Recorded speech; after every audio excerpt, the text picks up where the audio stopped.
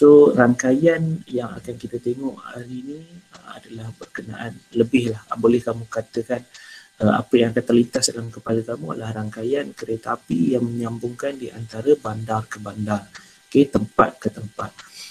So bab 5, rangkaian dalam teori graf.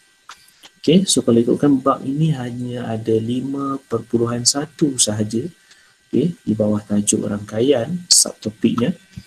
So kamu akan tengok graf mudah, dan kamu akan tengok graf gelung dan berbilang tepi, macam mana rupa graf mudah, macam mana rupa graf gelung dan berbilang tepi.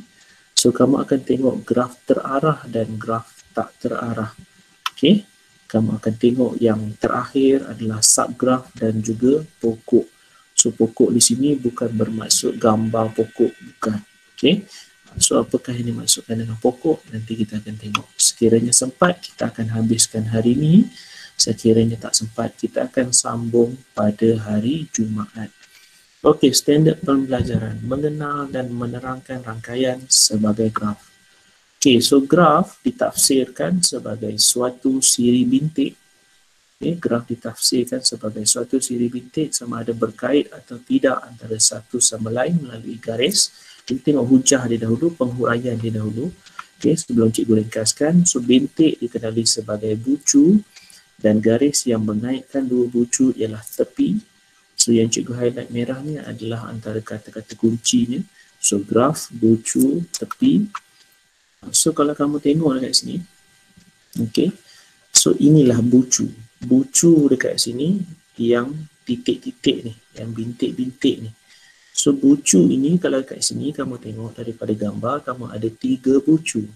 Dan bucu ini akan dihubungkan melalui satu tepi. So antara 2 bucu pastinya akan ada satu tepi. Kalau ada satu bucu, dia takkan ada tepi. So dia macam tu. So bucu dan tepi ini, inilah keadaan dia. Kita tengok dalam konteks gambar sebenar. So ini yang tadi. So ini. So inilah yang dimaksudkan dengan bucu dan juga tepi. So bucu yang cikgu boleh kata ini adalah sama ada kawasan ataupun pekan ataupun bandar, ataupun sesuatu bangunan yang dikaitkan. So senang cerita, cikgu ambil bucu ni lah bandar. So contoh Bandar Gombak. So tepi ini adalah jalan raya, lebuh raya atau landasan kereta api. So dekat sini kamu boleh nampak bucu ni contoh Bandar Gombak nak ke Bandar Rawang. So tepi ini adalah jalan raya.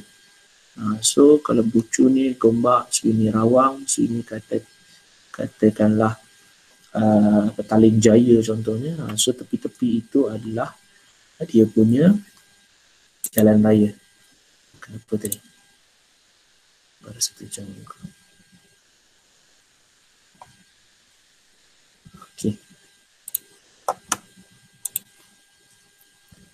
Sekarang ni, kita berhenti dekat ni tadi.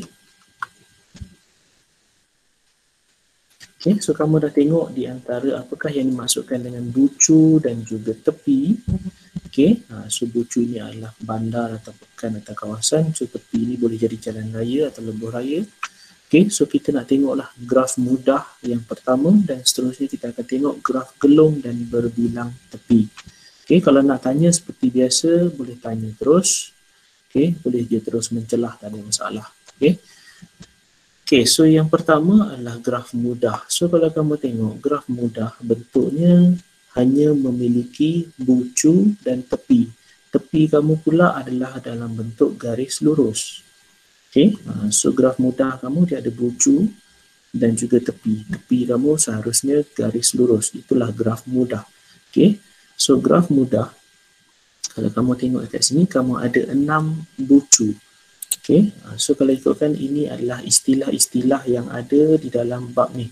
So G itu adalah graf, so V itu adalah bucu ataupun vertices ataupun bintik. Biasanya kita akan pakai bucu sahaja.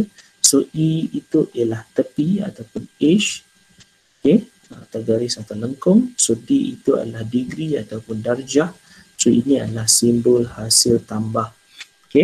So kalau kamu tengok dekat sini gambar graf mudah, so kamu boleh nampak dia ada 6 bucu. So kalau ikutkan V kamu ialah bucu So V kamu, so ini cara kita menulis bucu. So bucu kamu akan duduk di dalam curly bracket, okay, di dalam set notasi, di dalam kawasan yang sepatutnya lah tata cara penulisan. Okay, tata cara penulisan bucu. So bucu kamu V, V kecil atau V besar, cikgu rasa tidak mendatangkan sebarang masalah. So V kamu bermula dengan 1 sehingga 6. Okay, so nak disusun atau tak disusun tak ada masalah. Okay, tak perlu susun pun tak ada masalah. Yang pasti cukup 6 bucu yang tertera di dalam soalan. So pastikan ada 6 bucu yang kamu tulis. Dan N ini bermaksud bilangan. So bilangan bucu, so kalau ada N di luar bermaksud bilangan. So bilangan bucu ialah 6. Okay, so kita beralih kepada tepi ataupun edge.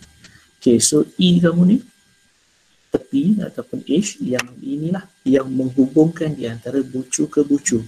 Okey, kalau kamu tengok E kamu kita tulis dalam bentuk berpasangan. Okey, so kalau kamu tengok E kamu, cikgu tulis yang pertama adalah 1,2. Ya, kerana E kamu yang pertama dia menghubungkan di antara bucu 1 dan juga bucu 2. So 1, 2. So dia jadi macam ni. Kemudian 2, 3. Okey, kemudian 3, 4. Okey, kemudian 4, 5. Kemudian 5, 6. Dalam masa yang sama, dia ada juga bucu, dia ada juga tepi 4, 2. Okay, dan juga 5, 1.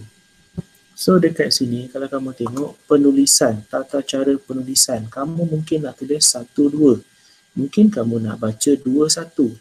So 2, 1 tak menjadi masalah. Okay, untuk menulis bucu, untuk menulis tepi, asyik tersebut bucu dia. So untuk menulis tepi, dia tidak perlu nombor kecil di depan, nombor besar di belakang, tak perlu. Mungkin kamu nak tulis 1,2 betul dan kamu nak tulis 2,1 pun betul. Okay, so untuk menulis bucu, dia 1, 2 pun betul, 2, 1 pun betul. Okay, yang pasti kamu bila disebut tentang bilangan tepi, okay, bilangan tepi kamu seharusnya ada 7. Sebab kalau kamu kira garisan ini ada 7. 1, 2, 3, 4, 5, 6, 7. Okay, so harap boleh faham dengan bucu dan juga tepi. Okay, dan kita nak tengok yang terakhir adalah darjah bucu. Okay, so D ini adalah darjah, so ini adalah bucu, so darjah bucu. Okay, so DV ataupun hasil DV ataupun jumlah DV, jumlah bucu lah, senang cerita. Okay, jumlah darjah bucu. So rumus dia adalah 2E. So kalaulah tepi kamu dekat sini ada 7, so bila dia minta kepada kamu darjah bucu, so DV, rumus kamu memang kena ingat bahawa DV sama dengan 2E. So 2E ini adalah 2 darab dengan 7 lah, sebab E kamu ialah 7. So 2 darab 7 itulah 14. So darjah bucu kamu ialah 14. Okay, so terima sahaja dahulu apa yang cikgu ajar untuk hari ini. Sebarang persoalan, mungkin nak tanya terus sekarang boleh, nak tanya kemudian pun tidak menjadi masalah. Okay, so graf mudah. Graf yang pertama, sebelum kita beralih kepada graf yang kedua, graf gelung dan berbilang tepi. Jadi, jangan lupa untuk like sebagai tanda anda memperoleh ilmu daripada tontonan ini. Tinggalkan komen untuk sebarang penambahbaikan dan seterusnya subscribe untuk tidak ketinggalan video-video yang baru. Sehingga kita berjumpa lagi. Assalamualaikum warahmatullahi wabarakatuh.